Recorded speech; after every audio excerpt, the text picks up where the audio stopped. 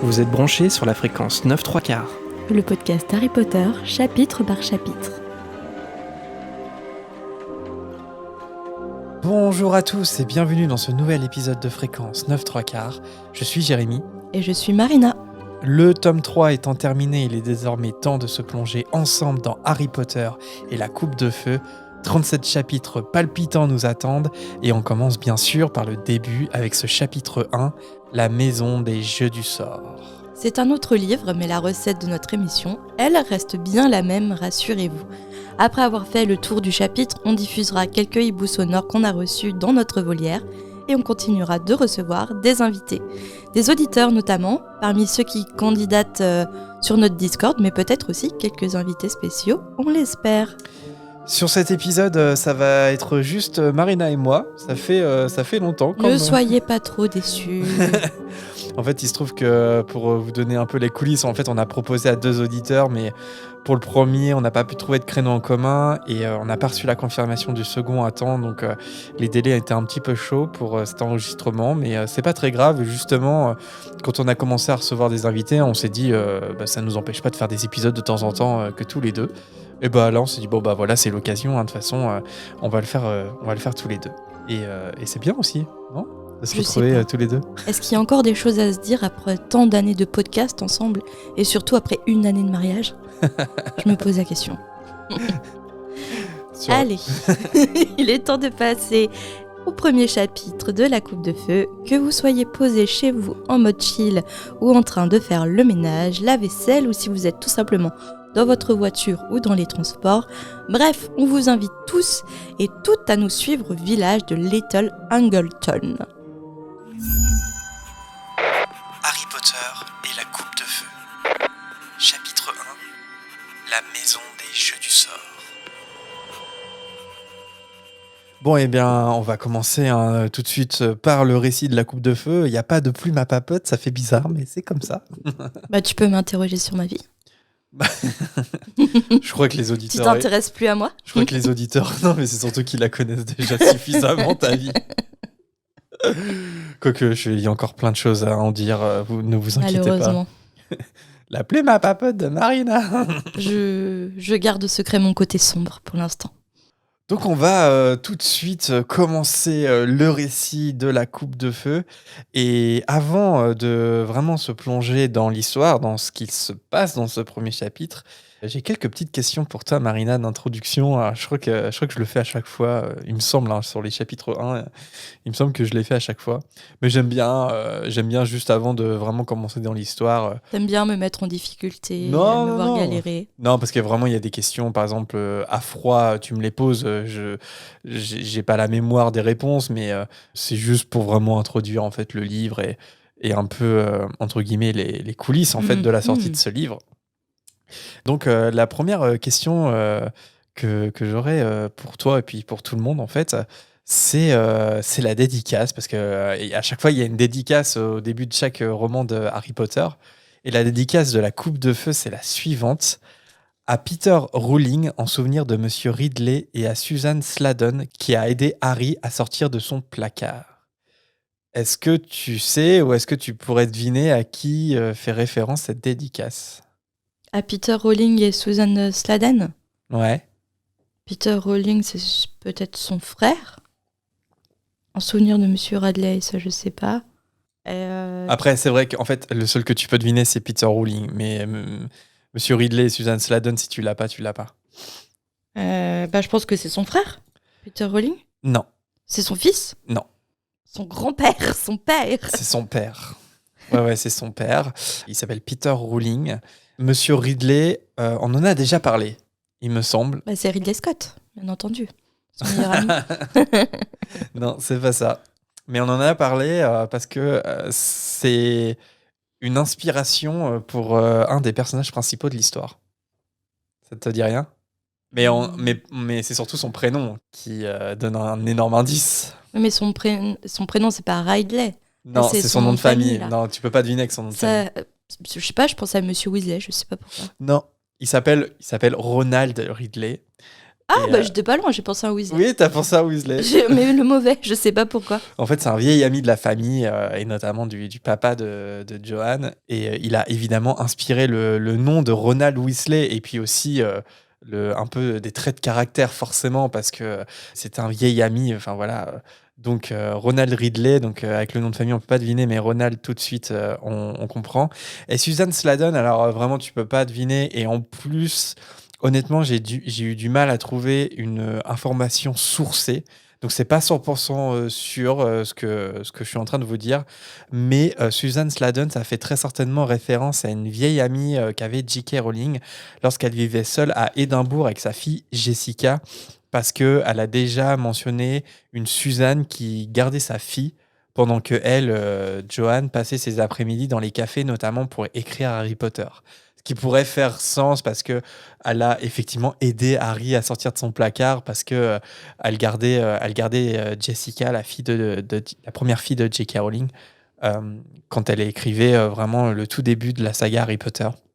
Mais information, attention à vérifier, parce que si on a bien le prénom Suzanne, c'est comment dire Une source fiable pour pour le nom de connaître famille. l'origine de. Ouais, Sladen, Mm. enfin, quand on en a parlé, elle a donné son prénom, pas son nom de famille, mais a priori, ça serait Puis la même, même. et même le sens de la dédicace. Parce que ça peut avoir plusieurs sens, la dédicace. Qui a aidé Harry à sortir de son Oui. placard, tu veux dire? Oui, oui, oui, bah oui, c'est vrai que bah, là, ça marche, mais ça pourrait marcher sur plein d'autres Bah oui, c'est ça. personnes. Mm. Donc, à prendre avec des pincettes. Surtout dans le Il y a- monde d'Harry Potter, il y a beaucoup d'infos à prendre avec des pincettes. Ouais. Et autrement, une deuxième question, enfin une seconde, hein, après j'arrête, hein, mais, il se passe quelque chose qui arrive rarement dans la saga, dans ce chapitre. De quoi, à ton avis, je pense à quoi je pense, à ton avis? Ça s'ouvre pas sur Harry, en fait, et le 4 Private Drive. Ouais, Ça s'ouvre ailleurs. je pense à ça. Ouais, ouais, Tu penses à ça? ouais, ouais, tout à fait. En fait, c'est un des rares chapitres et un des rares passages dans la saga Harry Potter où on n'est pas du point de vue de Harry. Est-ce que t'en as d'autres, t'as d'autres passages ou d'autres... c'est surtout des chapitres, en fait, genre des chapitres entiers où t'es pas dans le point de vue de Harry, et c'est comment dire, ça dénote du reste, parce que vraiment, on est tout le temps avec Harry, on est tout le temps dans la tête de Harry, sauf à de très rares reprises. Donc on a ce chapitre 1 de la Coupe de Feu, mais on en a d'autres. Bah après, ça dépend, parce qu'il y a des moments où on quitte. Ah, quoique. Ce que j'allais dire quand Xenophilius Lovegood raconte l'histoire des trois frères. Mais non, c'est pas Non, pas non, dans ce sens-là. non. En fait, vraiment, dans l'histoire, on quitte quasiment jamais le point de vue de Harry. Parce que c'est tout le temps, en fait, Harry est tout le temps là, on a tout le temps, donc c'est un narrateur omniscient, mais on épouse tout le temps le point de vue de Harry. On suit l'action parce que Harry il est témoin de tout ce qui se passe, en Non, fait. je sais pas alors. Il y a un truc, mais c'est tellement évident que tu n'y penses pas. Mais c'est le tout début de Harry Potter, c'est le Ah, mais chapitre oui, 1 c'est vrai. du tome Oui. 1. On est avec Vernon Oui. Dursley, et Harry, de toute façon, est un bébé, donc il n'est pas question de suivre le point de vue de Harry à ce moment-là. Donc on a ce tout début. Oui, de Vernon, de Dumbledore, de C'est ça. McGonagall et Hagrid quand il dépose le pied, oui, c'est C'est ça. Et c'est quelque chose qui, ensuite, elle réutilisera à chaque fois en introduction. Mais je sais que tu as moins de souvenirs du tome 6 et du tome 7, mais il se passera exactement la même chose dans le tome 6, dans Le Prince de Sang Mêlé. Et ça sera pas le premier chapitre, ça sera même les deux premiers chapitres du Prince de Sang Mêlé. Donc le premier chapitre, L'autre ministre, et le deuxième chapitre, L'impasse du tisseur. Ah oui, mais oui. Voilà, mais oui, donc mais dans oui, l'un, on mais est oui. avec le ministre Moldu, et dans l'autre, on est avec Exact. Bellatrix, Narcissa et Severus Rogue. Et il y aura aussi le premier chapitre du tome 7 qui s'appelle L'Ascension du Seigneur des Ténèbres, où on est avec Voldemort et ses mange-morts, et du coup, on n'est pas dans le point de vue de... Maintenant que tu le dis, oui. Mais c'est bizarre parce que même si on est en permanence avec le point de vue d'Harry dans toute la saga, pourtant c'est pas quelque chose qui nous choque quand on est ailleurs en fait avec un autre point de vue. Eh ben... Parce que avant que tu me le dises, je m'étais jamais fait vraiment cette réflexion avant que tu abordes ce sujet dans le podcast. Ouais, et bah moi j'ai un ressenti différent, je t'avoue, parce que à chaque fois, ce premier chapitre de la Coupe de Feu, il me fait toujours une sensation un peu bizarre. Parce que c'est vraiment la première fois où on s'attend à retrouver Harry, et en fait, l'auteur nous raconte l'histoire d'un village, Little Angleton, tu vois pas où est le rapport, et petit à petit, en fait, le rapport va se faire. Mais Bah aussi, ça change. T'es carrément quand même dans l'ambiance sombre Oui. qui s'annonce parce que c'est une ambiance très, comment dire, très apeurante. Vieille maison, le vieux monsieur qui vit tout seul, qui espionne, une voix glaciale, un petit homme, un petit homme, hein, pas Tom, le serpent. Enfin, moi, ça me met des frissons. Je m'en rappelle la première fois que j'ai lu, j'étais quand même encore jeune et j'ai vachement eu peur en fait. Je me suis dit waouh. Et c'est pour ça peut-être que après je vais voir parce que ça fait si je te remarque, je l'ai lu l'année dernière. On va voir comment je l'aborde ce tome parce que ça fait pas partie de mes préférés. Mais en fait, c'est parce que quand je l'ai lu la première fois, le premier chapitre m'a fait très peur en fait. Il m'a mis mal en fait.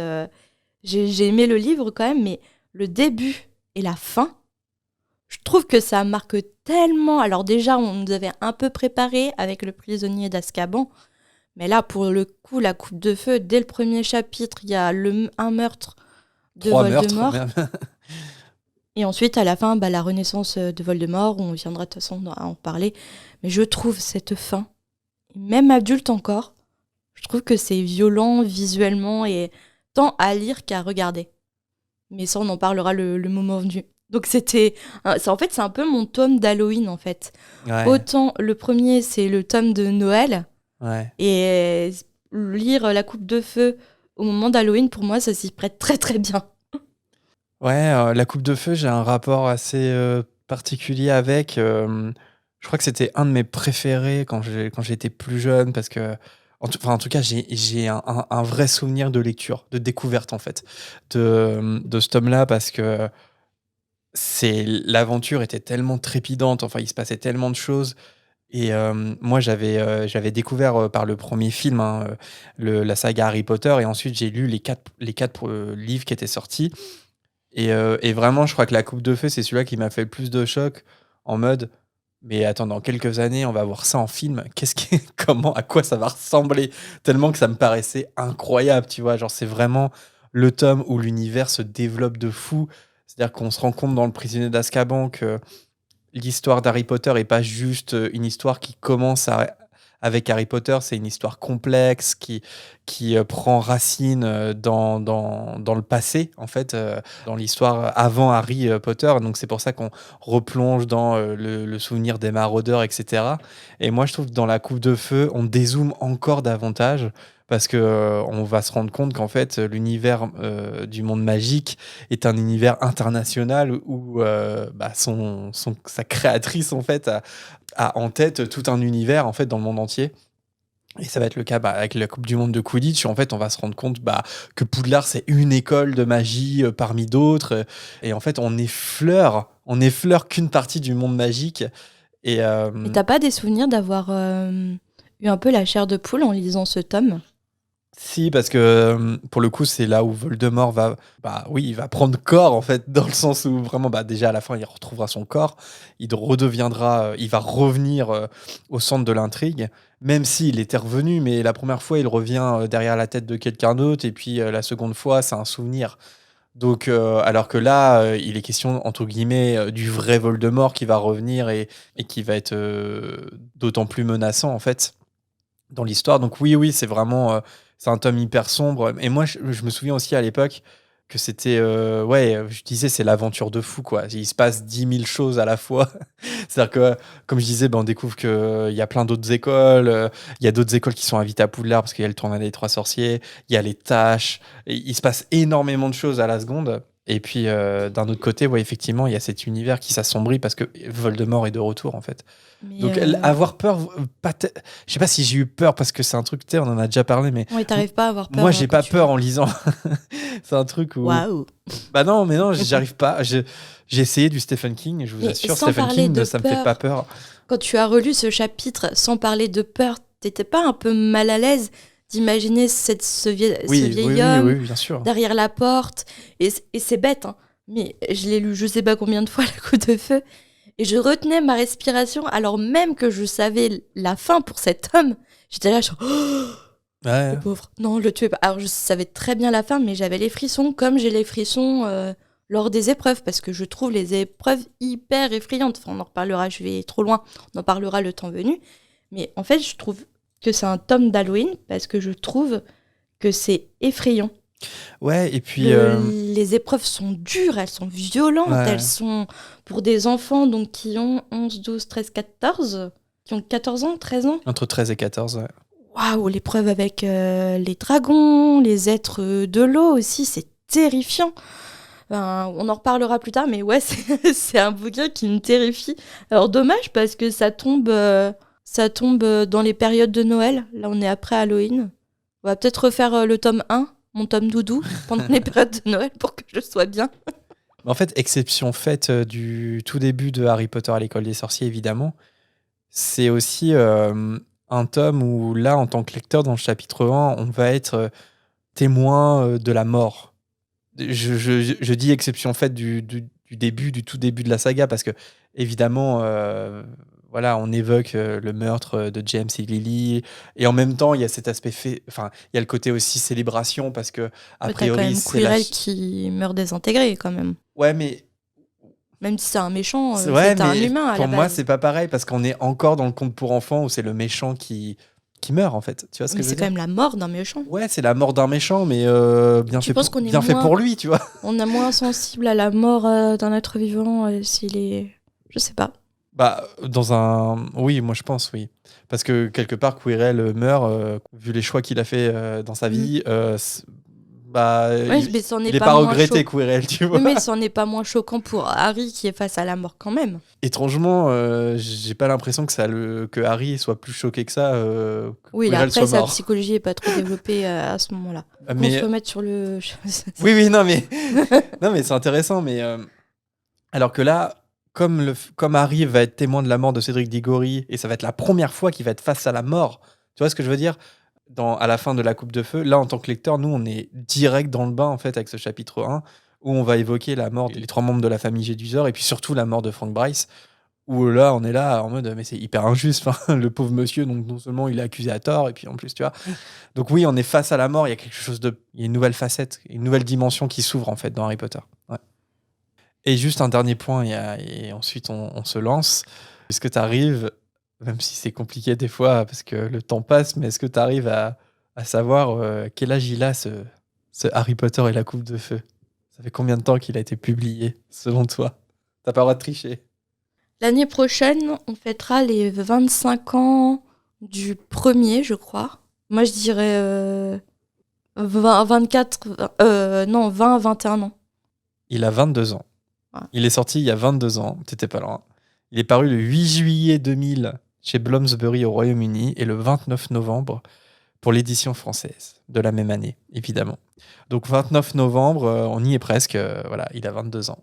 Bientôt son anniversaire. Ne nous rajeunit pas. Je suis en train de réfléchir. J'y arrive plus parce que plus je vieillis et plus mes souvenirs sont flous. Quand j'ai commencé à lire Harry Potter, c'était assez tôt. Mais je me demande, le 2 était forcément sorti, sûr. Le 3 également. Mais le 4, tu m'as dit que c'était sorti quand ? En français, c'est sorti le 29 novembre 2000. 2000. En 2000, j'avais 9 ans. Ah bah, il était déjà sorti, ok. Ouais, Harry Potter et à l'école des sorciers en version française, c'est sorti le 16 novembre 98. Ouais, donc j'avais déjà les 4 premiers. Ouais, j'avais déjà les 4 premiers parce que je m'en rappelle, il y avait le fameux coffret.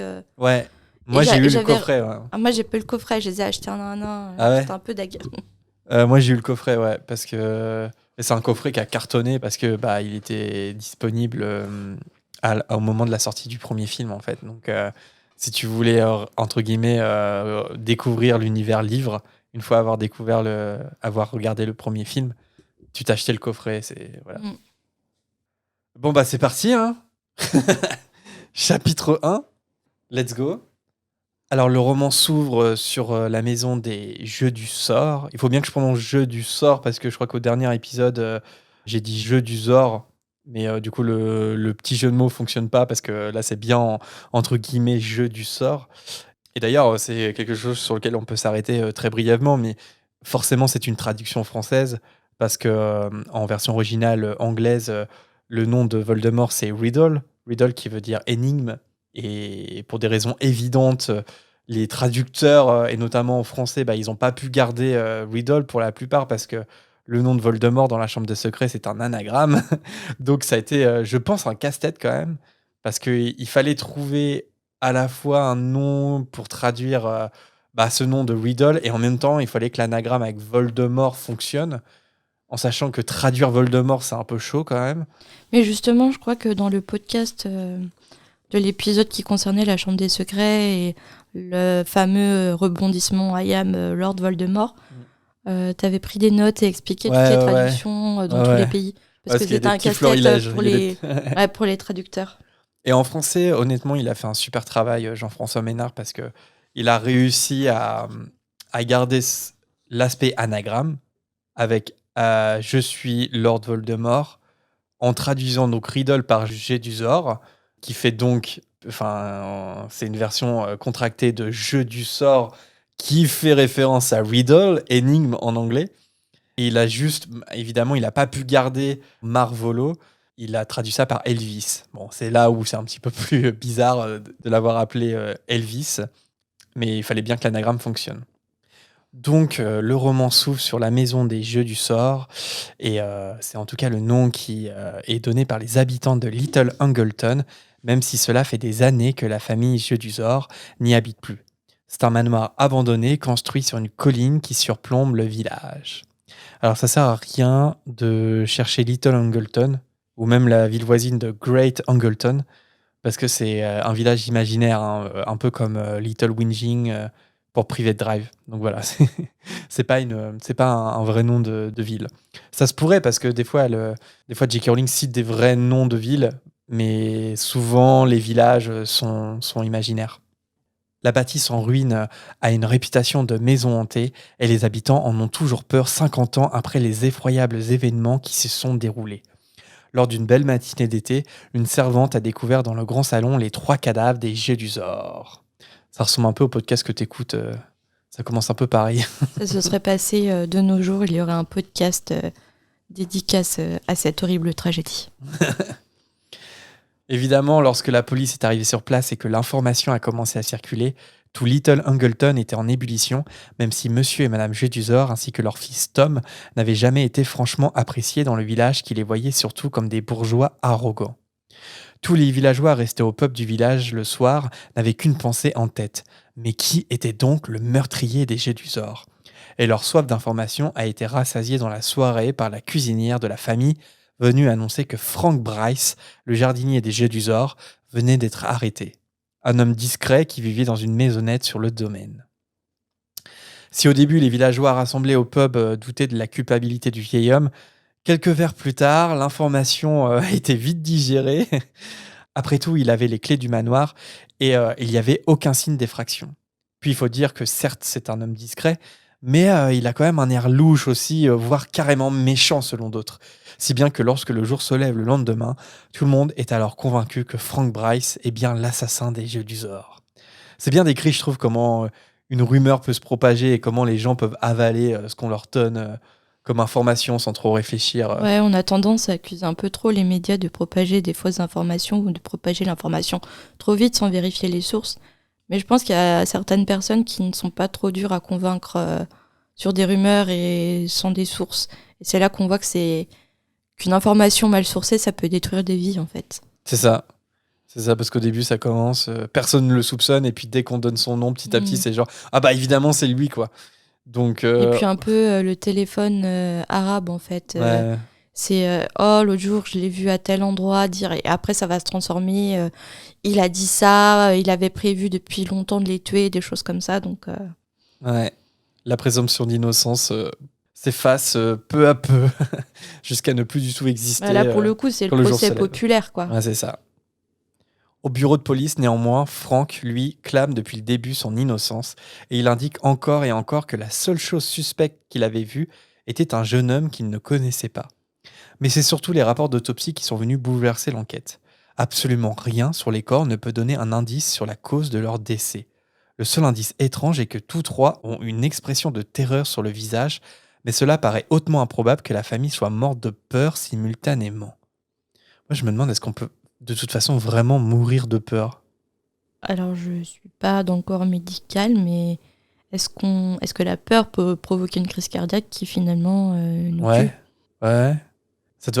Oui, On sans peut doute que. mourir d'une forte émotion.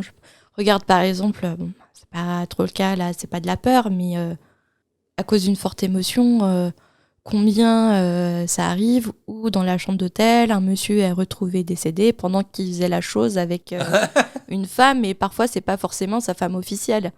Il est décédé Ce qu'on appelle la belle mort. d'un trop plein d'émotions, quoi. Ouais, ouais. Mais c'est vrai que c'est une expression hyper commune, tu vois, de dire mourir de peur, alors que je pense oui, en vrai, je pense que c'est possible, mais ça doit quand même être extrêmement rare, En non? même temps, t'as jamais eu peur au point où t'as senti un saut Ouais, ouais, de battement de cœur. Tu vois, ouais, t'as loupé quelques battements tellement que tu as eu peur. ouais, ouais. Comme T'as on dit en l'impression de ce moment. mourir pendant une demi-seconde, quoi. Ouais, c'est ça. Faute de preuves, le vieux jardinier a bien sûr été libéré et il a retrouvé sa maisonnette sur la propriété des Jedusor. Il a continué de servir comme jardinier pour les nouveaux propriétaires, mais les occupants se succédaient sans rester bien longtemps. Là, je viens de penser à un truc, ça fait un peu... c'est bête, mais ça fait un peu le parallèle avec la vie d'Hagrid. Ouais, Hagrid a été accusé de meurtre, finalement innocenté, entre guillemets, et à Poudlard, il a été gardé comme gardien.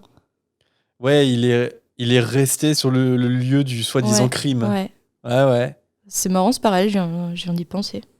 Alors qu'en vrai, Hagrid, c'est peut-être encore un peu, entre guillemets, pire, parce qu'il a jamais été innocenté, quoi. C'est-à-dire, on en a déjà discuté, mais a priori, c'est le coupable, tu vois. En tout cas, c'est le seul coupable connu. Alors que bon, lui, Frank Bryce, la police l'a libéré. Enfin, disons, Bah, l'a libéré, mais c'est ça qui est. Ouais. est-ce que dans la tête des gens, il était vraiment innocent? Tu me diras, ouais, le, Est-ce le- qu'il le a parallèle fonctionne, pu... ouais. Voilà. Mm. C'est la première fois que je fais le lien. Ouais, ouais. À l'heure actuelle, le propriétaire n'habitait même pas dans le manoir. En fait, il se dit dans le village que c'est un investissement pour des raisons fiscales. Ah, l'experte en immobilier, est-ce que il peut y avoir une raison d'investir pour des raisons fiscales? Bah oui, bien sûr que oui. Après, je suis pas sûre que ça soit un bon investissement, une maison qui tombe en ruine, où il y a eu le meurtre de 3 personnes. Je suis pas sûre que ça soit un bon investissement. Mais bon. Donc même si la résidence tombait en ruine, le vieux Franck, lui, continuait d'être payé comme jardinier, une tâche qu'il avait de plus en plus de mal à assumer à cause de son vieil âge. Sans compter les jeunes du village qui ne lui facilitaient pas la tâche en jetant des pierres ou même en entrant par effraction dans le manoir. T'irais faire de l'urbex dans le manoir délabré des Jeux du Zor? Bah, je dis toujours que j'aimerais bien aller faire de l'urbex, mais est-ce que j'ai les coronesses pour aller jusqu'au bout? Je sais pas. Et Voilà, en toi? tout cas, non, moi j'aime pas. Non, c'est pas trop mon truc. Mais en vrai, si tu cherches un peu ce genre d'adrénaline, là, c'est l'endroit idéal quand même, hein. Triple meurtre dans un manoir qui est resté abandonné depuis. La personne dont on n'a jamais Après, pu prouver la culpabilité continue de vivre à côté de la propriété comme jardinier. alors je suis pas spécialiste en urbex, mais je pense que l'urbex slash paranormal, c'est qu'une branche de l'urbex.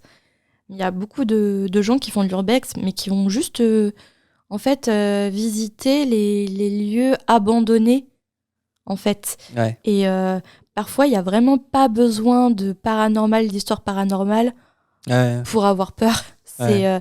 quand on voit que parfois, c'est assez hallucinant, et j'aime bien parce que, alors parfois ça met en avant l'histoire, mais aussi ça met parfois en avant comment l'État gère l'abandon de certains immeubles. Où tu vois des hôpitaux qui sont abandonnés du jour au lendemain, t'as encore des boîtes de médicaments, t'as encore les fauteuils roulants, tu as tout. Et ça n'a même pas été pris la peine d'être désaffecté. C'est assez impressionnant en fait. Et tu peux trouver des morceaux d'histoire dans l'urbex. Franchement, si on trouve les bonnes chaînes et tout, c'est vraiment intéressant. Mhm. Mamie Twink, Non, notamment. mais moi, pour regarder, pourquoi pas, après d'y aller. Bah, sachant que c'est illégal de Ah, rentrer ouais, dans en les plus, lieux où vous n'êtes pas autorisé pour raison de sécurité aussi. évidemment. On le rappelle, hein. Si vous voulez pas tomber sur Frank Bryce qui tombe sur vous. En cette nuit du mois d'août, c'est d'ailleurs exactement au gamin turbulent auquel Frank pense quand, après avoir été réveillé à cause d'une douleur récurrente à sa jambe, il aperçoit de la lumière à une des fenêtres en hauteur. Motivé à ne pas lâcher l'affaire, Frank Bryce prend alors ses clés et il se dirige en direction du manoir. Il entre par une porte à l'arrière de la propriété qui donne sur une immense cuisine qui sent le moisi. Il monte péniblement l'escalier, puis une fois arrivé sur le palier, il remarque la lueur d'un feu de cheminée par l'entrebâillement d'une porte. Il s'approche et il entend Mamie Twink. Il entend deux voix d'hommes, une plaintive, l'autre aiguë et froide qui fait frissonner le jardinier. Alors, petit point adaptation cinéma à ce moment-là, parce que je ne sais pas si tu te souviens, Marina, mais dans le film, la scène est un petit peu différente parce qu'on voit déjà Barty Croupton Junior dans le flashback, tu te souviens ou pas? Non, je m'en souviens pas parce que ça fait longtemps que j'ai pas vu La Coupe de Feu. Bah, du coup, il y a ton acteur préféré, un de tes David acteurs préférés, Tennant. David Tennant, qui est présent dans cette scène. On y reviendra plus tard dans le récit, mais en fait, dans le livre, c'est pas possible parce qu'il y a toute une histoire de Barty Croupton Senior qui est sous l'influence de l'Imperium, etc. Il s'est passé plein de choses avant. Donc pour ceux qui n'ont pas encore lu les livres, parce que dans le film, rien n'est détaillé sur ce côté-là, on laisse un peu le suspense. C'est ça, c'est ça.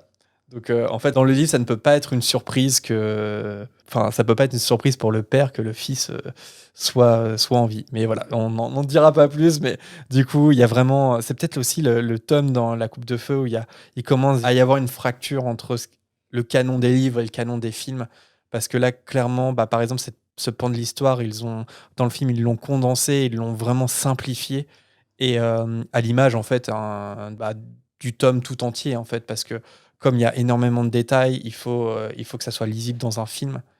Et je pense que c'est peut-être La Coupe de Feu, c'est peut-être aussi le moment où l'histoire se complexifie trop pour que les films suivent derrière. Enfin, je sais pas si tu es d'accord avec ça, mais moi j'ai vraiment l'impression qu'il y a un univers livre et un univers film qui sont d'autant plus distincts à partir de La Coupe de Feu. Mais après, quand on voit certains films, c'est pas, comment dire, c'est possible de garder les intrigues d'un livre sans forcément tout couper. Par exemple, Shutter Island. Tu vois ce que je veux dire ? Ouais. Mais est-ce qu'ils n'ont pas coupé certains détails pour que ça reste accessible aux plus jeunes et que les plus jeunes comprennent tout ? Est-ce que c'est pas le côté, justement, production, marketing, etc., cible ? Je pense qu'il y a peut-être un aspect jeune spectateur, mais j'ai envie de dire aussi... Pas perdre les plus jeunes, quoi. Ouais, et puis pas perdre le spectateur de blockbuster aussi, de façon générale, je crois. Enfin, mais ça, je suis désolée de ce que je vais dire, mais malheureusement, les producteurs de cinéma aiment bien prendre les gens pour des cons.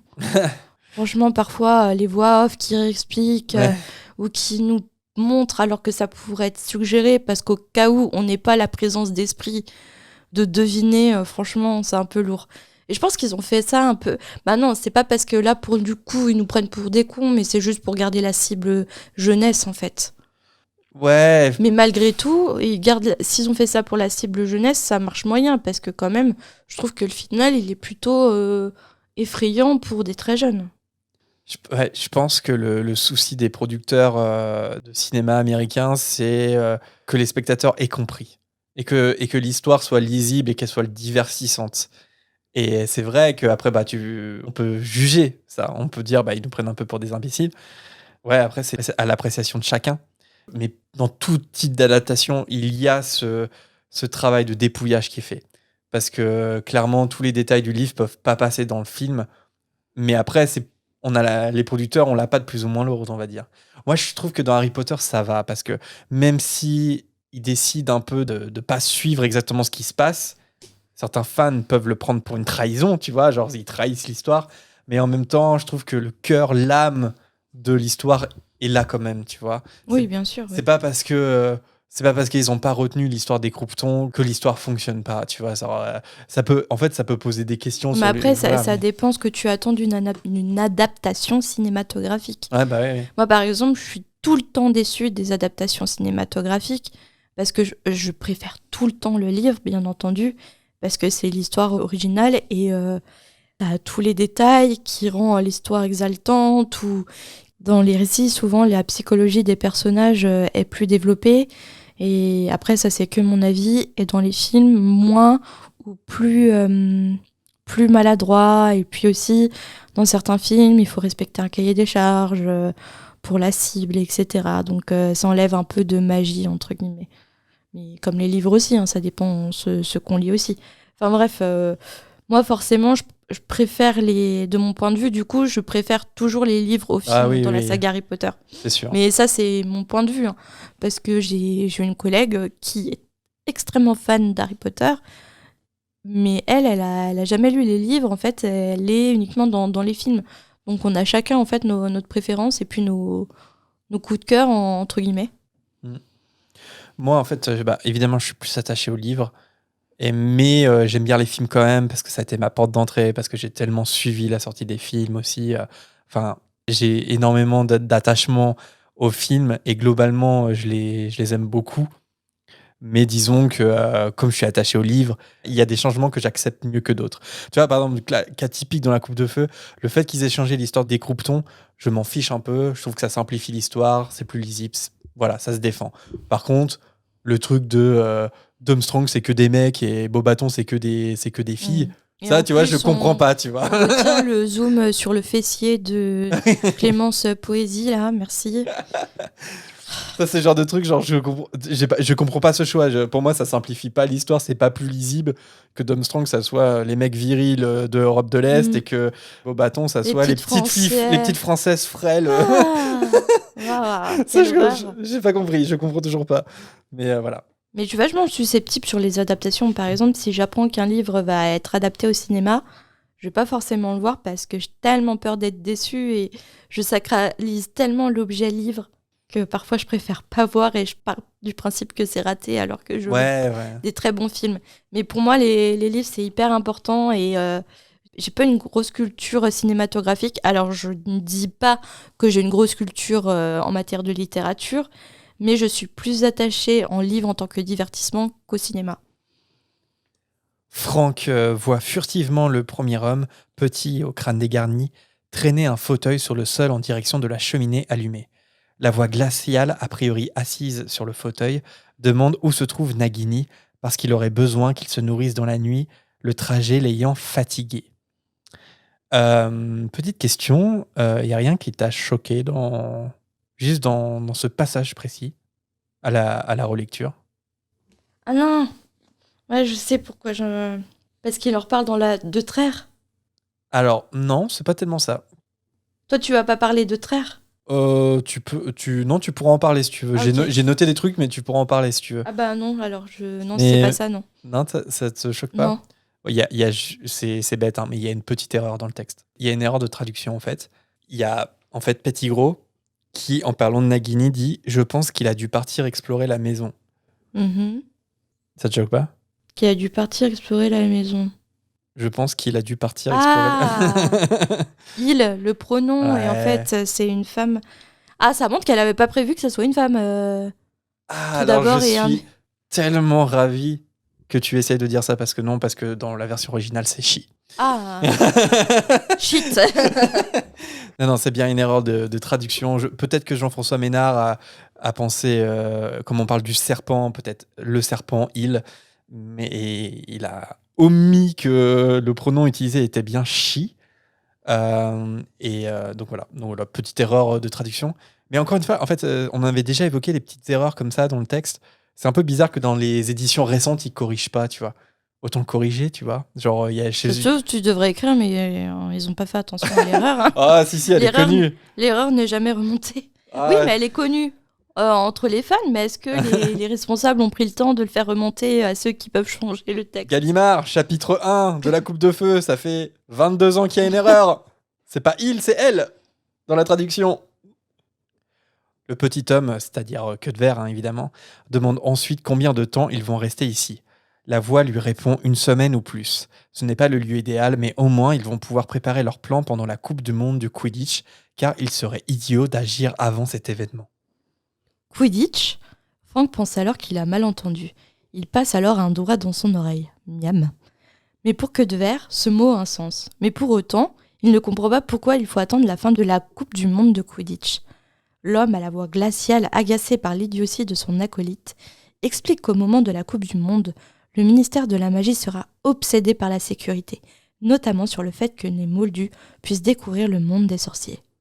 Pour Frank, ministère de la Magie, sorciers et Moldus sont forcément des noms de code utilisés soit par des espions, soit par des criminels. La voix glaciale devient menaçante, ce qui explique pourquoi l'homme appelé Queue de Verre, après un silence, paraît prendre son courage à deux mains pour exprimer sa pensée. Il pourrait très bien ne pas se servir d'Harry Potter. Queue de Verre se sent obligé d'éclaircir sa pensée devant la réaction de l'homme à la voix glaciale. Il propose ça non pas pour le protéger, mais pour accomplir leur plan au plus vite. Avec son meilleur déguisement, il pourrait ramener un sorcier dans 2 jours. Parce que mettre la main sur Harry Potter, c'est vraiment dangereux. Il est beaucoup trop protégé. Ouais, à ce moment-là, bon, on peut penser que de Verre il dit ça parce qu'il a une dette envers Harry Potter. Je pense que ça joue dans ce qu'il dit.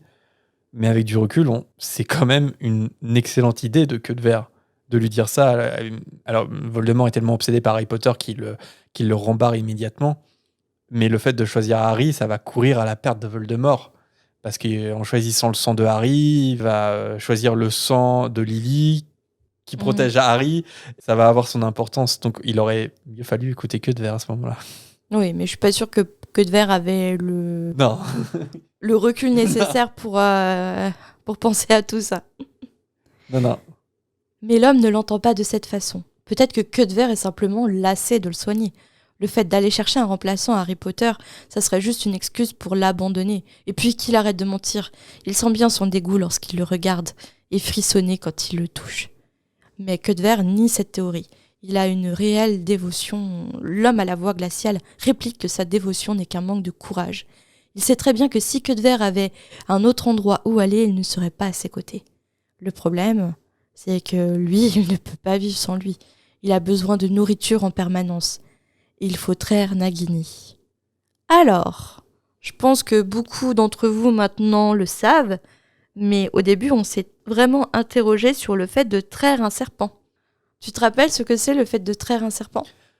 Oui, parce que j'ai un souvenir du podcast. On avait évoqué ça, mais c'est pas ce que vous croyez. Alors, traire Nagini, évidemment, c'est pas traire comme on traite une vache. Comme on trait une vache ? Oui, on traite une vache, ouais. Mais traire un serpent implique d'extraire le venin du serpent. Et pourquoi Voldemort a besoin de ce venin ?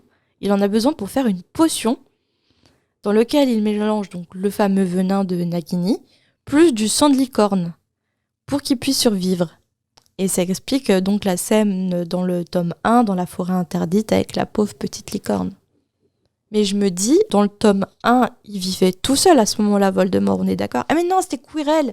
Du coup, ça veut dire que c'est Quirrell qui trahissait Nagini. Parce que pour moi, dans le tome 1, s'il boit du sang de licorne, il fait déjà sa potion avec le venin de Nagini. Et c'est comme ça qu'il a pu survivre aussi longtemps. C'est une bonne question, mais je ne crois pas qu'on sache exactement quand est-ce que Voldemort a rencontré Nagini. Et j'ai l'impression que dans l'école des sorciers, Nagini ne fait pas partie de l'entourage de Voldemort, en tout cas de ce qu'il en reste de Voldemort. C'est pour ça que il prend le corps de Quirrell et il demande à Quirrell de boire du sang de licorne pour survivre.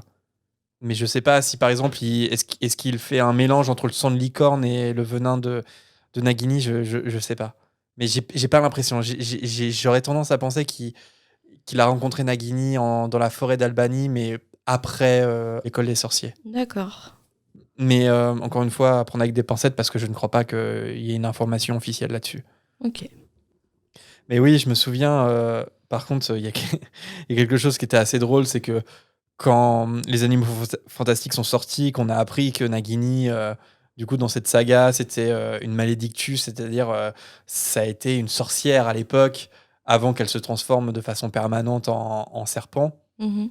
Il y a des lecteurs qui ont été repêchés ce passage en mode « mais c'est horrible » et ça veut dire qu'il traite quelqu'un qui a été une sorcière. Mais voilà, effectivement, ça n'a rien à voir. C'est pas comme traire une vache, comme Marina l'a expliqué. Mais par contre, maintenant qu'on sait que dans la tête de J.K. Rowling, Nagini était une malédictus, ça fait quand même poser des questions sur quand est-ce qu'il est tombé sur elle et puis est-ce que Nagini, elle est consentante pour être un Horcrux. Enfin, c'est quand même Nagini, c'est un Horcrux, ça devient un Horcrux. Donc, mais comme c'est une malédictus, est-ce qu'il y a encore l'esprit de la sorcière qu'elle était dans Nagini et tout ? Enfin, ça fait poser plein de questions, je trouve. On va peut-être faire un crossover avec Animagus Podcast. Peut-être que Jérémy, donc du podcast Animagus, pourra nous répondre. Est-ce que traire un serpent, donc extraire du venin du serpent, est-ce que c'est un acte de maltraitance ou un acte nécessaire ? Parce que dans la nature, on n'extrait pas le venin, mais je pense que c'est peut-être fait dans les zoos pour éviter qu'il morde quelqu'un mortellement. Je sais pas. Je vais peut-être dire une bêtise, mais je me demande si c'est pas utilisé comme anti-venin, tu vois. Ah, je sais pas. Je sais que pour créer des antidotes, il faut qu'il y ait le. Pour créer un anti-venin, t'as besoin du venin de base, tu vois. Mais est-ce que du coup, est-ce que c'est un acte violent ou pas envers le serpent ? Ça, je laisserai Jérémy d'Animagus Podcast nous répondre. Donc, on va retourner dans le salon avec ces deux personnages sympathiques. Donc Queue-de-Verre essaye de sauver la face malgré tout, et il essaye de bredouiller que l'homme à la voix glaciale a pourtant repris de la force. Mais non, malgré ce que dit Queue-de-Verre, non, il n'a pas repris de force. Et lui imposer une période de solitude reviendrait à lui enlever le peu de force qu'il a acquise. Il somme Queue-de-Verre de se taire. L'homme à la voix glaciale explique qu'il a ses raisons de vouloir à tout prix Harry Potter. Après avoir attendu 13 ans, quelques mois d'attente, c'est rien. Il faut que Queue-de-Verre trouve du courage, sauf s'il veut connaître la grande colère de Lord Voldemort. Paniqué, Queue-de-Verre lui avoue avoir retourné le plan dans sa tête, et à chaque fois, il en vient à la même conclusion. La disparition de Bertha Jorkins sera vite découverte. S'il jette un sort... Mais Lord Voldemort réplique « Il n'y a pas de si. Queue-de-Verre va jeter le sort, et le ministère ne se rendra pas compte de la disparition de Bertha Jorkins. » De qui ? Bertha Jorkins. C'est juste le dernier obstacle avant de retrouver Harry Potter. Et lorsque ce moment sera venu, son fidèle serviteur va le rejoindre. Ce qui fit déchanter un peu Queue-de-Verre, qui pensait que c'était lui le fidèle serviteur du Lord. Ce dernier en rajoute une couche, car selon lui, Queue-de-Verre n'a pas l'intelligence et la loyauté qu'il souhaite. En effet, Queue-de-Verre lui a livré Bertha Jorkins. Mais il n'avait aucune conscience à l'époque à quel point elle allait lui être utile. Malgré une voix cruellement amusée, il reconnaît que sans cette initiative, il n'aurait jamais pu échafauder son plan. Donc il va lui confier une tâche essentielle que nombre de ses partisans seraient prêts à donner leur main droite pour se voir confier cette mission. Mais cette mission ne lui sera dévoilée qu'à la fin du plan. Terrible. Justement, là, encore une fois, ceux qui n'ont vu que le film ne comprennent absolument pas ce que tu viens de raconter. Mais ils vont comprendre. Genre, si justement ils n'ont pas vu les films et s'ils lisent avec nous, j'ai pas envie de les spoil en fait. Bah non. Enfin, sauf erreur de ma part, on parle pas du tout de Bertha Jorkins, c'est un personnage qui a été évacué dans le film. Mais Queue-de-Verre sent le coup fourré. Il a bien raison. Est-ce que le Lord compte le tuer ? Mais Lord Voldemort le rassure, entre guillemets. Il a tué Bertha Jorkins uniquement parce qu'après avoir subi son interrogatoire, elle ne servait plus à rien. Et en plus, les sorciers morts ne sont pas censés se balader dans la nature. Queue-de-Verre a quand même le courage de marmonner que Voldemort aurait pu modifier sa mémoire tout simplement, ce qui provoque un rire froid de la part du Lord. Les sortilèges d'amnésie peuvent être annulés par les puissants sorciers, comme il l'a fait pour pouvoir l'interroger. Pendant toute cette scène, Frank l'écoute toujours. Ce Lord Voldemort a tué une femme et n'a aucun remords et paraît même amusé. Cet Harry Potter est vraiment en danger. Il faut absolument prévenir la police. Mais tout d'abord, il faut qu'il réussisse à sortir de la maison sans un bruit et se précipiter vers la cabine téléphonique du village. Mais Frank met son plan en suspens car il entend à nouveau la voix glaciale qui semble avoir entendu Nagini. Et la voix se transforme en sifflement. Il semble cracher. L'homme avait parlé de sa faiblesse tout à l'heure. Peut-être qu'il fait une crise de quelque chose. Un bruit derrière Frank le fait se retourner. Un serpent d'au moins 3 mètres ondule sur le sol. La solution pour qu'il puisse se sauver de son terrible dessein serait d'aller dans la pièce où le meurtrier se situe. Mais il allait sûrement être tué par l'homme. Mais avant qu'il puisse prendre une décision, le serpent passe devant lui sans un regard. Miracle. Mais ce n'est pas pour autant qu'il est sauvé. Il a l'étrange impression que l'homme est en train de parler au serpent. Et il s'avère qu'il a raison, car l'homme qui se fait appeler Lord Voldemort dit à son acolyte que selon Nagini, un Moldus se trouverait derrière la porte et qui écoute. La porte s'ouvre brusquement sur un petit homme au front dégarni qui a une expression d'inquiétude mêlée de terreur. Frank est invité à entrer par la voie glaciale provenant du fauteuil près de la cheminée, accompagné du serpent devant l'âtre. La cheminée est la seule source de lumière, ce qui provoque assurément une ambiance inquiétante. L'homme qui se tient dans le fauteuil est beaucoup plus petit que son serviteur, car on ne voit même pas le haut de sa tête. La voix glaciale lui demande si lui, le moldu, a tout entendu. Son passé de soldat lui permet de recouvrer son courage et osa demander comment est-ce qu'il l'avait appelé. La voix glaciale lui explique calmement qu'il l'appelait Moldu, ce qui voulait dire qu'il n'était pas un sorcier. Frank lui réplique qu'il en sait suffisamment pour que la police s'intéresse à son cas, et que de toute façon, si sa femme s'aperçoit qu'il ne revient pas, mais Lord Voldemort sait très bien que le vieil homme vit seul. Frank lui répond que pour un lord, il manque vraiment de manières. Il pourrait au moins se tourner et lui parler en face comme un homme. Lord Voldemort est bien plus qu'un homme selon lui. Mais oui, il va se retourner grâce à l'aide de Queue de Verre. Malgré sa répulsion pour le lord et le serpent, Queue de Verre retourne le fauteuil. Alors Frank se retrouve face à ceux qui étaient assis dans le fauteuil. La bouche grande ouverte, il laissa échapper un hurlement qui couvre les mots prononcés par Voldemort. Une lumière verte sort de sa baguette magique et un souffle fait s'effondrer Frank qui meurt avant d'avoir touché le sol. À 300 km de là, le fameux Harry Potter se réveille en sursaut.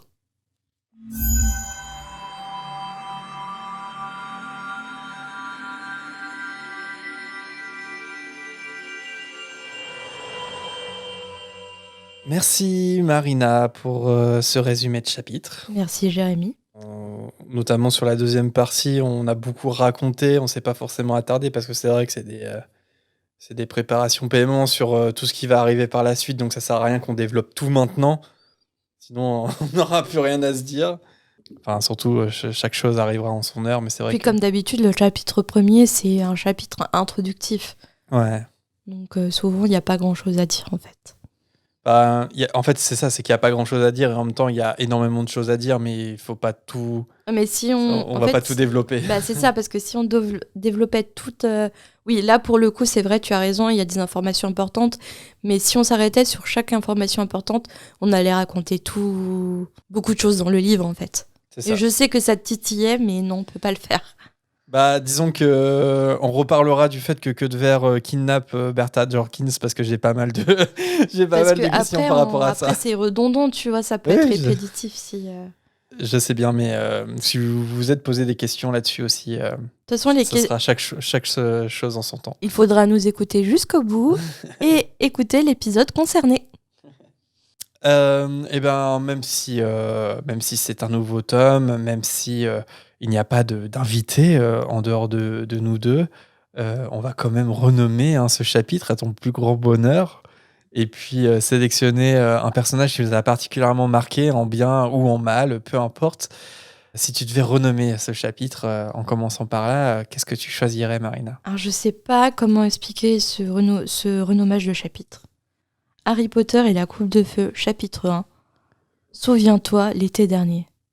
Si, ça marche. Parce que, oui, si, ça marche. Le mode meurtre durant l'été, n'a rien à voir avec... Ça n'a rien... Mais tu vois pourquoi ça marche? Ouais, Mais tu ouais. saurais l'expliquer? Non, Ouais, mais tu je vois vois ce que tu veux dire. Tu vois? Attends, oui, ça se passe en été. Hein. Bah oui, puisque Harry, c'est pendant les vacances d'été d'Harry. Ouais, et puis même le meurtre, oui, à l'aube d'une belle matinée d'été. Bah, oui, oui. J'espère que les auditeurs qui connaissent le film voient aussi.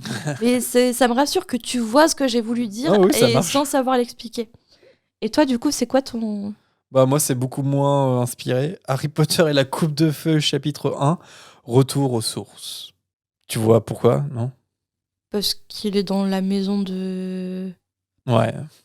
Bah, en fait, des jeux du sort, c'est ça? Ouais, Enfin, il y a ça, retourne c'est ça, c'est littéralement que retour aux sources, quoi. ouais, Voldemort revient dans la maison de son père et de ses grands-parents. Puis il y a le côté aussi où Frank Bryce, après le meurtre, bah, enfin, c'est pas vraiment un retour aux sources, mais en fait, il reste toute sa vie dans le lieu qui. Enfin, je sais pas comment expliquer, mais non, ça marche pas trop pour Frank Bryce. J'essaie d'expliquer un truc qui marche pas. Disons que ça marche surtout pour Lord Voldemort. Ouais. D'ailleurs, c'est un truc.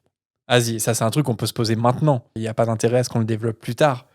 Mais c'est quand même un peu bizarre que Lord Voldemort choisisse de revenir dans la maison de son père et de ses grands-parents, non? Bah peut-être qu'il était sûr qu'il allait être tranquille. C'est pour ça, en fait. C'est parce que le lieu Je est pense que c'est pas abandonné. sentimental, c'est juste qu'il est sûr qu'il va être en sécurité là-bas parce qu'il connaît Ouais. l'histoire du lieu. En même... Ouais. Et tu sais, c'est justement quand il dit à Frank Bryce, je sais que tu vis seul et tout, c'est parce que Ouais. voilà, il était sûr que ça allait être safe. J'ai l'impression quand même qu'ils savaient pas que le jardinier était encore là. Mais je pense qu'ils s'en fichent complètement. Un de plus, un de moins, ça fait Mais pas si, grande il le différence. sait. Comment ça, il le sait? Bah bien sûr que oui. Pourquoi? Il le sait, bah puisqu'il a dit je sais que tu vis seul. Je pense Ah qu'ils ouais, se toi sont tu le assurés. comprends comme ça? Moi je le comprends que comme Voldemort c'est un occlumens de fou, il arrive à lire dans son esprit, il sait très bien Ah non, qu'il a pas de femme. moi je pense qu'il sait très bien que le vieux jardinier, est resté toute sa vie dans la maison, qu'il vit seul et tout ça, je pense. Ok, non mais oui c'est possible. Moi je pense que Voldemort, on a tellement rien à faire des Moldus qu'il Tu vois, moi je pense que il Peter s'est pas pris la Petit... peine de se documenter, tu vois. Oui, mais là c'est pas sans faire des moldus, c'est s'assurer que je pense que Peter Pettigrew il est parti en éclaireur. Ah ouais, C'est ouais, bon, on ouais. va être tranquille, il y a un vieux mec, il vit tout seul, voilà. Mais en fait c'est ça, c'est que ça s'explique facilement dans l'histoire, c'est un lieu abandonné, tout ça. Mais et il connaît l'endroit et en même temps il y a aussi le côté macabre du tueur qui va revenir sur le lieu de son crime. Tu vois ce que je veux dire peut-être? On sait que ça existe, tu vois, genre des tueurs pour essayer de revivre. Oui, mais Voldemort, enfin, il est plus... C'est que mon avis, mais je pense que Voldemort n'est plus à ce stade. Enfin, je suis même pas sûre qu'il prenne du plaisir à tuer parfois. Il tue par mécanisme. Il tue parce qu'il c'est nécessaire et qu'il a aucun remords, il a plus aucune humanité, tu vois. Parce que pour moi, Ouais. il a pas d'émotion seulement à part la colère. Quand il y a un tueur qui revient sur les lieux de son meurtre, c'est pour ressentir des émotions. Alors que Voldemort, il a pas besoin de ça, tu vois. Il est obnubilé par sa vengeance. Il a pas besoin de revivre les meurtres d'un moldu, quoi. Comme t'as dit, il s'en fout total. Il devait te tuer pour son plan, il tue. Ouais, mais le Moldu, c'est son père qui l'a tué, tu vois.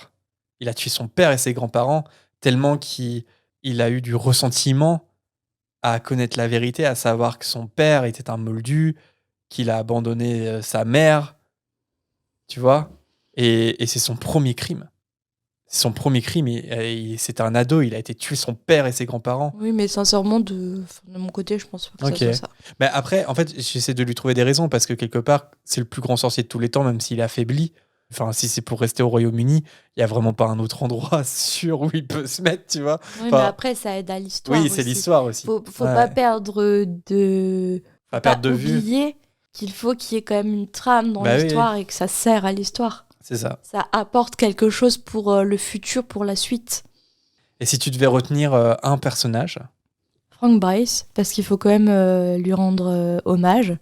Parce que c'est un vieux monsieur qui a plus toute sa santé et il a tenu jusqu'au bout. Alors certainement paralysé de peur, mais dans ses derniers instants, il a quand même tenu tête à Voldemort et il a fait ça parce qu'il s'inquiétait pour ce fameux Harry Potter alors qu'il ne connaissait ni d'Ève ni d'Adam Harry Potter.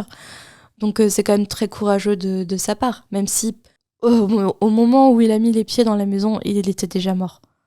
Mais lui, il le savait pas et il a tenté quand même, donc je trouve ça très courageux de sa part.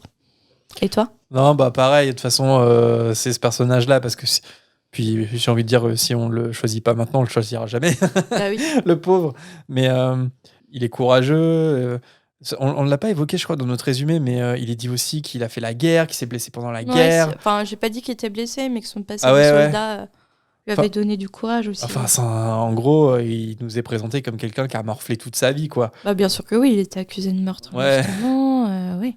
Et puis malgré ça, à un âge avancé, même lorsque la santé suit plus, il est toujours là et il garde toujours un œil sur le manoir, même s'il peut plus s'en occuper correctement. Ça lui est insupportable l'idée qu'on vienne déranger l'endroit, tu vois. Et parce qu'il aurait très bien pu lâcher l'affaire et puis laisser le lieu être squatté. Et non, en fait, malheureusement, c'est ce qui va provoquer sa mort. Et nous passons à la première volière de ce tome.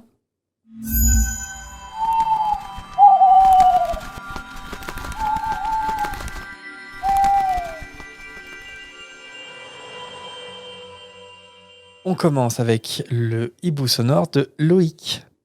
Bonjour à Fréquence. Voilà, je vous envoie un petit message au sujet d'un thème qui m'est cher. C'est la BO, quoi, la musique au sein des films. Et pour moi, la musique pour Harry Potter est très importante. Elle fait entièrement partie de l'univers. Je passe pas personnellement une journée sans écouter en fait de la musique d'Harry Potter. C'est un peu mon petit cocon. Donc je voudrais savoir en fait pour vous quelles sont vos musiques préférées, même si c'est très compliqué, parce qu'il y en a beaucoup de sympas. Moi perso, c'est Dumbledore Army. Dans la Coupe de Feu, c'est Hogwarts March, qui est assez fun. Et Hogwarts Hymne. Et sinon Lily Theme, qui là est très forte émotionnellement. J'adore cette musique. Voilà, je vous remercie, vous êtes excellent. Moi, je vous adore. Jérémy, je t'ai découvert moi avec le podcast. J'adore le podcast. Team Lucas. Et voilà, j'étais vraiment content quand Lucas était venu dans votre émission, c'est cool. Et voilà, donc longue vie à la fréquence. Allez, bisous. Merci beaucoup, Loïc. Ça fait longtemps que j'ai pas entendu Team Lucas. Nostalgie. Alors, la musique des films, est-ce qu'on a des musiques préférées? Moi aussi, hein, je suis très attaché aux musiques des films. C'est un des aspects que j'aime beaucoup dans les films encore aujourd'hui, hein, c'est le travail sur la musique. Et en plus, on a eu différents compositeurs. John Williams a composé les 3 premiers, et ensuite, on en a eu plusieurs autres. Ils ont tous fait des propositions que je trouve hyper belles et hyper inspirées. Moi, si je devais en retenir qu'une, parce que sinon, je les cite à peu près toutes, mais si je devais en retenir qu'une, ça serait A Window to the Past de John Williams dans Le Prisonnier d'Azkaban. Vous savez, ce thème qui commence par une flûte. Et je crois que la première fois qu'on l'entend, c'est lorsque Lupin et Harry ont cette discussion autour de James et Lily sur le pont suspendu. Et Lupin avoue à Harry qu'il a bien connu ses parents. Et voilà, c'est une chanson que j'aime beaucoup. Je sais pas, toi, Marina, je crois que tu es un peu moins proche des films, comme tu l'as dit sur cet épisode, mais je sais pas si tu en as quand même. On a 2 classiques en fait, hein. Je vais pas être très originale. Edwige t'aime, bien entendu. On n'a pas le droit de diffuser les sons et je ne me tâte. Ah si, on peut les diffuser en fond sonore, ouais. Windows to the Past, elle aura été en fond sonore là juste avant. Puis Ok. Et donc là, ma préférée pour cette période, c'est Christmas at Hogwarts. Voilà. Noël à Poudlard. Ah c'est vrai que mais c'est elle est de géniale, circonstance. ça. Ouais, elle est En ce géniale moment. celle-là.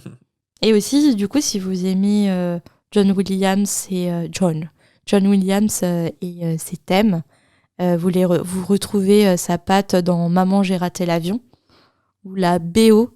Là, ça va être la période où je vais commencer à écouter en boucle la BO de Maman, j'ai raté l'avion et les 2 thèmes que je viens de vous citer dans Harry Potter. Parce que pour moi, ça me transporte dans la magie de Noël. D'ailleurs, petite anecdote vie privée, le jour de mon mariage, je suis rentrée dans la mairie sous le thème de John Williams, en fait. De Maman, j'ai raté l'avion. De Maman, j'ai raté l'avion. Alors, dit comme ça, what? Mais c'est vraiment féerique, en fait. Ça rend tous les moments de vie féeriques. Tu vois, quand je te disais, t'as pas besoin de plume à papote. Oui, c'est vrai. C'est tous les épisodes, les plumes à papote. Ouais, c'est ça. Non, mais c'est vrai que Christmas at Hogwarts, c'est pour le coup, ça ressemble. C'est tellement le style de John Williams dans Maman, j'ai raté l'avion que ça pourrait être une musique de Maman, j'ai raté l'avion. Ouais, carrément. Mais de toute façon, Maman, j'ai raté l'avion, c'est Chris Columbus aussi. Le duo gagnant pour moi, Chris Columbus et John Williams, en fait. Clairement, s'il n'y avait pas eu Maman, j'ai raté l'avion, il n'y aurait pas eu Harry Potter, l'école des sorciers tel qu'il existe aujourd'hui. Et d'ailleurs, petite anecdote, mais pour Maman, j'ai raté l'avion, en fait, Chris Columbus, à l'époque, il n'était pas connu comme réalisateur. C'était pas un film qui était attendu. C'était pas un film de commande ni rien. Et si bien que Chris Columbus avait un budget limité. C'était son rêve d'avoir John Williams sur la BO, mais il s'est dit, je l'aurai jamais. Et en fait, John Williams a accepté à son énorme surprise. Et en fait, tout le film a été... Chris Columbus a souvent dit que le film a vraiment pris corps, a vraiment trouvé son âme lorsque John Williams est venu poser ses notes de musique dessus. Et en fait, si vous voulez connaître les détails du parallèle entre Maman, j'ai raté l'avion et Harry Potter à l'école des sorciers, si vous avez Netflix, vous pouvez regarder l'épisode de Maman, j'ai raté l'avion, de la série documentaire The Movie Who Made... Ça, tu peux m'aider, Jérémy. The Movies That Made Us. Voilà, c'est ça. Où en fait ils font tout un épisode sur Maman j'ai raté l'avion, et en fait c'est là où on découvre que, comme a dit Jérémy précédemment, Harry Potter à l'école des sorciers tel qu'on le connaît n'aurait jamais vécu sans Maman j'ai raté l'avion. Donc c'est pour ça, quand certains me disent qu'ils n'aiment pas Maman j'ai raté l'avion mais aiment Harry Potter à l'école des sorciers, j'ai du mal à comprendre, parce qu'en fait c'est vraiment la patte Columbus et Williams. Pour moi ils sont vraiment semblables en fait. Et nous passons au hibou sonore d'Émilie. Coucou Jérémy et Marina, je m'appelle Émilie, j'ai 12 ans et j'aimerais vous poser une petite question. Si vous étiez dans l'univers magique d'Harry Potter, qu'est-ce que ce serait votre métier ? Moi personnellement ce serait traductrice de runes, parce qu'avec une amie on a cherché sur internet l'alphabet en runes et du coup on a trouvé, et maintenant on s'écrit des petits mots en runes et c'est très sympa. Voilà, je vous fais plein de bisous et à bientôt. Merci Émilie pour ton hibou. Alors, est-ce que c'est le métier qu'on souhaiterait faire, ou c'est le métier, notre métier actuel transformé en métier sorcier ? Notre métier actuel transformé en métier sorcier ? Bah, s'il existe, oui. Après, il y a des... Moi, il n'existe pas, parce que comme j'ai déjà expliqué, je travaille dans un syndic de copropriété. Donc, C'est pas, attends. Non, mais déjà, en Angleterre, la copropriété, comme on le gère en France, n'existe pas. Ah. Je ne vais pas faire un cours sur le droit de la copropriété, mais déjà, notre système de copropriété français n'existe pas en Angleterre. Déjà, c'est raté. Après, si tu avais été une sorcière, peut-être que tu te serais intéressée à un autre domaine. Moi, je pense que je travaillerais... Alors, attention, je travaillerais au ministère de la Magie. Parce que j'aurais forcément fait des études de droit. Je vois pas dans quel... En même temps, c'est un peu 90% des métiers qu'on connaît, c'est le ministère de la Magie. Mais en même temps, je vois pas ce que j'aurais fait d'autre dans ma vie à part des études de droit, sincèrement. Mon cursus est logique. Enfin, je regrette pas d'avoir pas fait d'autres matières, quoi. Et toi ? Moi, j'aurais été exactement dans le même domaine. J'aurais été podcasteur à la RITM, la radio indépendante à transmission magique, bien entendu. J'aurais interviewé Célestina Moldubec. Mais en vrai, j'aurais aimé travailler chez Fleury et Bottes. Ah. Parce qu'en vrai, je suis passionnée des livres, et au fond de moi-même, j'aimerais être libraire, tu vois. Ouais. Si je devais switcher un jour, totalement me lancer et tout. Mais donc ouais, peut-être Fleury et Bottes, tu vois. Chercher des vieux tomes mystérieux en runes que je pourrais lire à l'aide d'Émilie qui me traduirait les runes et tout ça. Voilà. On passe au prochain hibou sonore qui nous a été envoyé par Léa. Salut la fréquence, j'ai une question un peu bête, mais j'étais en train de regarder Harry Potter 3 vu que c'est automne, et du coup ça m'a fait penser à Sirius Black quand il s'est échappé de Azkaban. On est d'accord qu'il n'a pas récupéré sa baguette, vu qu'il s'est échappé sans repasser par le secrétariat. Apparemment, c'est un secrétariat à Azkaban. Du coup, comment dans le 5, il récupère sa baguette ? Je sais plus si c'est dans les livres ou pas, mais c'était une question que je me posais. Voilà. Gros bisous à vous. Et hâte d'être samedi matin pour écouter le nouveau chapitre. Bisous. Merci Léa. Alors c'est une question... J'aime trop les habitudes que l'on a avec les films et les livres. Parce qu'elle a dit, j'ai regardé le 3 parce que c'est l'automne. On a tous c'est évident. Parce qu'on a tous nos petites traditions, c'est trop marrant.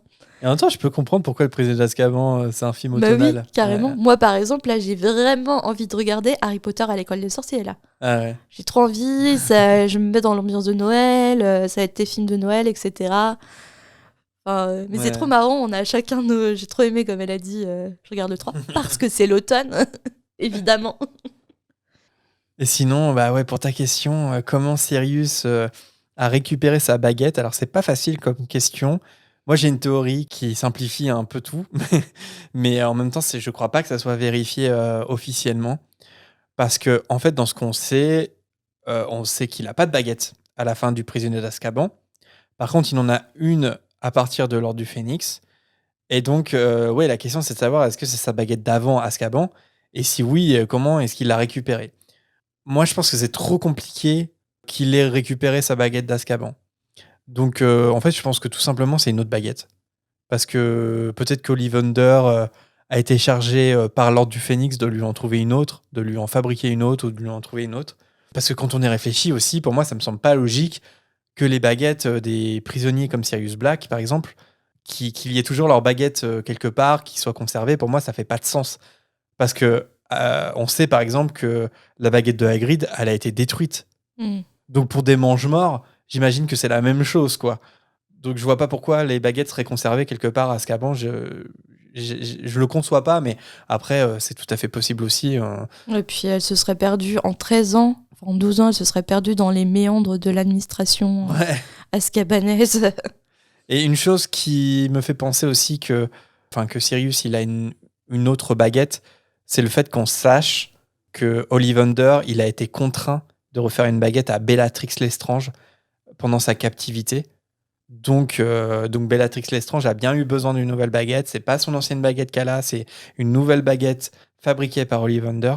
Donc je pense tout simplement qu'il s'est passé exactement la même chose pour Sirius, sauf que Sirius, il n'a pas eu besoin de kidnapper Ollivander, quoi. Donc voilà, ça serait mon hypothèse principale. Moi, j'aurais juste rajouté une blague douteuse, mais sinon, C'est ta quoi ta blague réponse. douteuse? Bah devine. Comment il a récupéré sa Une baguette? baguette, voilà. Non, mais parfois, il faut pas que tu cherches très loin dans mon, Non mais dans mon esprit, je vois Jérémy. comment tu pourrais amener le truc. Oh bah j'en sais rien, mais je trouverai toujours le moyen d'apporter une blague honteuse.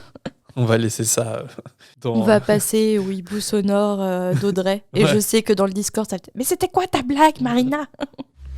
Hello la fréquence, c'était juste un petit message pour vous remercier. Je vous ai découvert il y a à peu près un mois et du coup je vous ai écouté dans la voiture pour m'aider à rentrer à la maison après le travail à 20h30, 21h.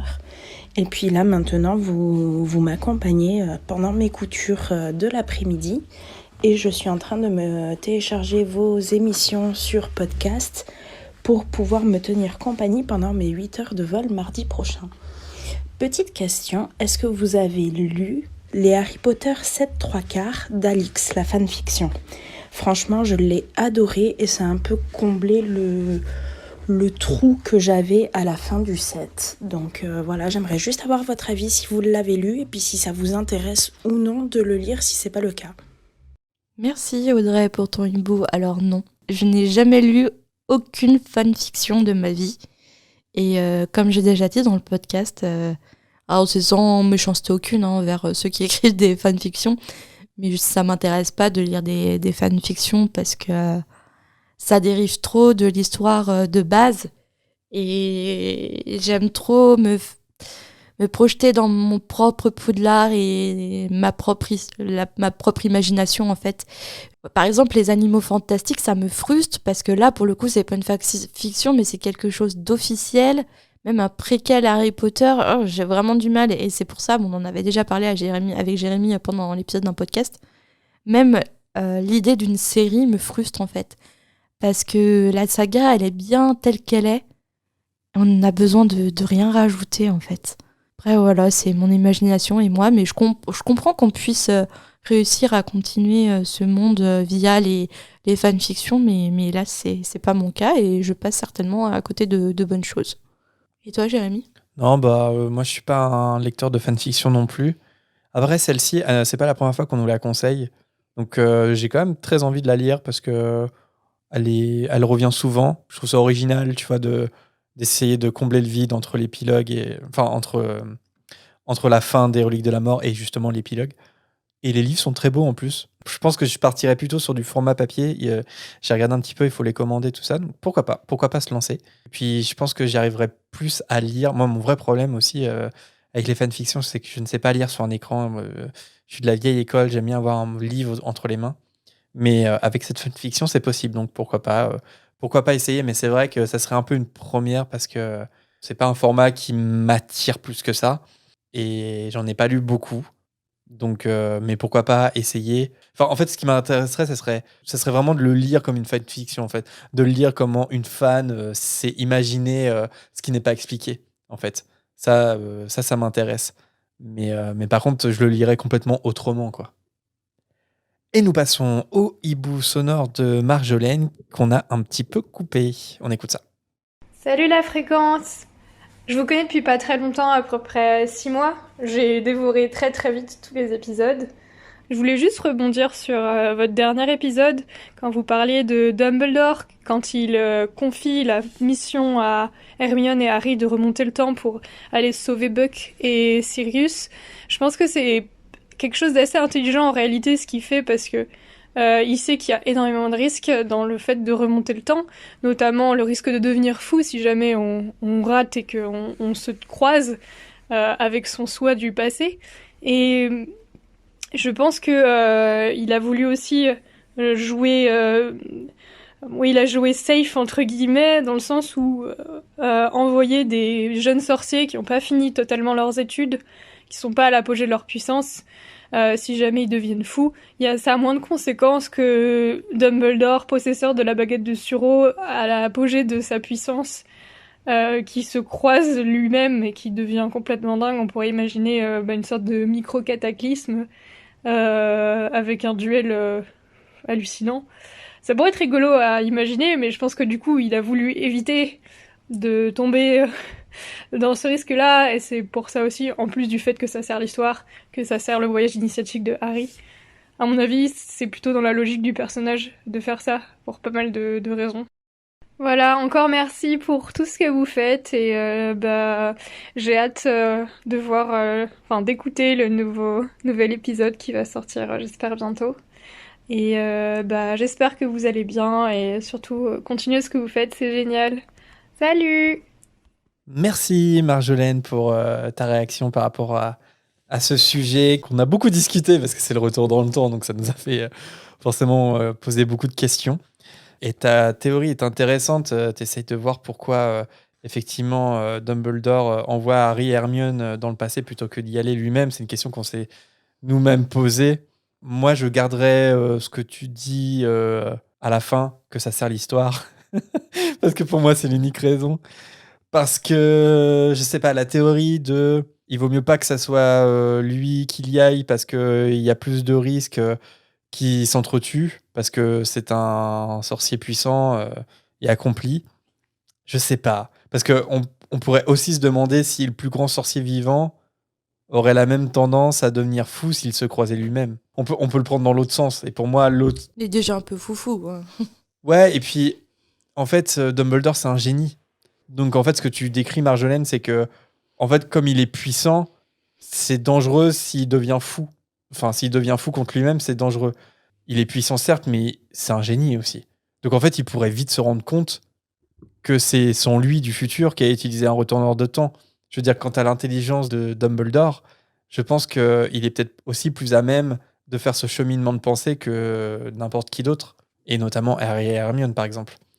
Et donc, il serait peut-être plus à même de ne pas s'attaquer impulsivement, contrairement à Harry et Hermione. Même si, encore une fois, je suis de toute façon sceptique sur le fait que si tu croises ton double, tu t'attaques. Ça, j'ai du mal à y croire. Moi, le duo entre deux Dumbledore possible, ça me fait penser... Alors attention, je vais faire une référence sur un univers que je ne maîtrise absolument pas, mais ça me fait penser au duel dans Le Seigneur des Anneaux entre le sorcier, le mage blanc et le mage gris. C'est ça ? Ouais. En fait, le mage gris... Attends. Le blanc, c'est le méchant et le gris, c'est le... Oula, attends. Gentil ? Tu veux vraiment, comme on connaît pas trop Tolkien, tu veux vraiment qu'on se fasse défoncer par tous les fans ? En gros, ça me fait penser à Dumbledore qui aurait mal tourné. Donc, parce que moi, dans mon esprit, j'avais tellement peur de regarder Le Seigneur des Anneaux que je pensais que c'était le même. Il y a un personnage gris et un personnage blanc qui se battent. Tu sais, ils font un truc genre à la Matrix, là, quand ils se... Je suis désolée pour les fans du Seigneur des Anneaux, mais à un moment, ils se sautent dessus et ils tournent comme un... Attends, tu penses à Saruman, en fait. Je sais pas ce que c'est. Bah, tu penses à l'ennemi de Gandalf. Oui. Ah, mais c'est pas du tout le même personnage. Ah, bah je sais pas. Celui qui est en gris. Bah, Saruman, non, pour moi, il est plutôt en blanc d'ailleurs. Le mec qui emprisonne Gandalf. Oui. Ah, ok, d'accord. Mais oui, mais c'est Saruman. Mais ça, c'est encore, c'est avant qu'il devienne Gandalf le blanc. Oh, je comprends rien. En fait, Mais mon parallèle, il serait bon. bah, il est bon, mais en même temps, si, c'est plus Dumbledore contre Voldemort, tu vois, dans ce cas-là. Ok. Enfin, même pas, ça serait Dumbledore contre Enfin, je sais pas comment dire. Les personnages sont pas vraiment similaires. Et en fait, Gandalf se transforme. Du gris, il devient Gandalf le blanc. Par contre, il n'y a pas une scène où il se bat contre lui-même. Bah non. Mais donc, du coup, à un moment, il y a 2 méchants gris, du coup. Disons qu'il y a Gandalf le gris qui se bat contre Saruman. C'était un sorcier qui était son ami. Et en fait, il se rend compte qu'il s'est tourné vers les forces de Sauron. Et ouais, du ça coup, me dit quelque chose, ça. effectivement, il y a un combat de Mais sorciers. du coup, à un moment, moi, je croyais que c'était les mêmes qui avaient mal. Et sauf que son double avait mal tourné ou un truc comme ça, tu vois.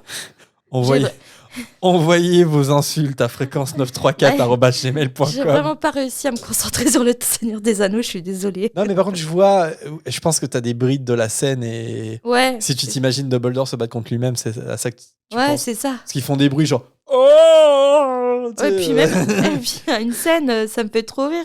Il y a une scène, ils se jettent mutuellement dessus, ils se tiennent les bras au-dessus, et après ils filent. Oui, ils veulent, ouais. La Matrix. Désolée, je me moque pas de la saga, mais c'était quand même assez drôle. C'est pas des baguettes de sorcier, c'est des bâtons, mais. Et même pour le livre, hein, Seigneur des Anneaux, j'ai essayé, mais j'ai même pas tenu 10 pages. Trop descriptif, on va dire. Sinon, juste pour finir sur Dumbledore, c'est vrai que je reste sur ma position que c'est un exemple extrême à ce moment-là de la pédagogie de Dumbledore. La pédagogie qui consiste que Harry apprenne et fasse l'expérience par lui-même, parce qu'au fond de lui, il sait qu'il devra assez vite affronter Voldemort avant peut-être même qu'il devienne un adulte. Donc c'est pour ça que Dumbledore fait un peu une éducation hyper accélérée sur Harry en lui laissant le champ d'action sur des choses qui sont extrêmement dangereuses pour son âge. Mais quelque part, on est aussi dans une forme d'urgence et où il n'y a pas le choix. Et je pense que c'est ça la pédagogie de Dumbledore et c'est ça qu'il fait dans ce passage. Il pourrait très bien le faire lui-même. Je pense qu'il pourrait très bien le faire lui-même. Mais il préfère que Harry embrasse un peu son destin. Et puis en plus, il est accompagné de Hermione. Donc qu'est-ce qui peut se passer quand tu es accompagné de Hermione ? Je ne sais pas. Et nous passons au hibou sonore d'Isa. Coucou la fréquence, j'espère que vous allez bien. Je suis en train d'écouter le dernier épisode de Harry Potter et la Chambre des Secrets. Et en fait, j'étais en train de me dire un truc sur les gnomes. Et si le dégnomage s'était fait pour que quand ils vont manger dans le jardin, les gnomes les embêtent pas? Parce que ça a l'air d'être des petites bêtes un peu chiantes si elles t'attrapent. Et du coup, ça se trouve, quand ils mangent dans le jardin, les gnomes ils viennent leur mordre les orteils ou je sais pas quoi. Et du coup, c'est nécessaire de dégnomer le jardin juste avant qu'ils aillent manger dehors pour être tranquilles, surtout quand ils ont des invités. Donc voilà, c'était ma petite théorie. Je vous fais des gros bisous et merci pour tout. Merci pour ton hibou sonore, Isa. C'est tout à fait ça, hein, je pense. Hein. Parce que c'est décrit quand même comme des petits êtres qui aiment bien mordre les humains. Ils sont assez agressifs. Hein. Je pense que si tu veux manger tranquille avec tes invités, il faut dégnomer. Après, est-ce qu'il existe plusieurs méthodes de dégnomage ? Je ne sais pas. Parce que la méthode utilisée par les Weasley reste assez violente quand même. Je suis en train d'imaginer quelque chose, mais non. Je vois pas d'autres méthodes, mais oui, je pense que si tu dégnomes pas ton jardin avant d'installer ta table pour tes invités, les petits gnomes viennent sur ta table, te détruisent tout et te mordent les mollets, je pense, très facilement. Dans les éléments fantastiques, Dragono les range dans la catégorie des nuisibles. J'imagine effectivement qu'ils peuvent embêter les sorciers, embêter les humains. Mais je pense aussi, de façon générale, ils doivent détruire les plantes, manger les insectes, tuer l'écosystème dans lequel ils se trouvent, quoi. Donc pour ton jardin, c'est pas bien d'avoir des gnomes, quoi. Et pas juste pour ta tranquillité, mais effectivement, ça marche aussi. Je pense que si tu veux être tranquille dans ton jardin, je pense qu'avoir des gnomes autour de toi, c'est pas le bon plan. Après, sur la méthode, ouais, c'est ça, c'est que nous, on critiquait plutôt la méthode de dégnomage. Oui, ouais. Mais là, encore une fois, pour le coup, Dragono, il préconise cette méthode, quoi. Il semble la cautionner. Après, la cautionner, il y a X années. Ouais. Mais tu sais que dans le paragraphe qui est consacré aux gnomes, donc il dit que la méthode efficace pour dégnomer, c'est exactement ce qui se passe dans le livre, c'est-à-dire de les faire tourner pour qu'ils s'étourdissent et puis de les envoyer le plus loin possible. Mais il précise quand même qu'il y a une autre méthode, mais qui est, elle, perçue un peu comme trop brutale. Donc tu te dis, mais qu'est-ce que c'est?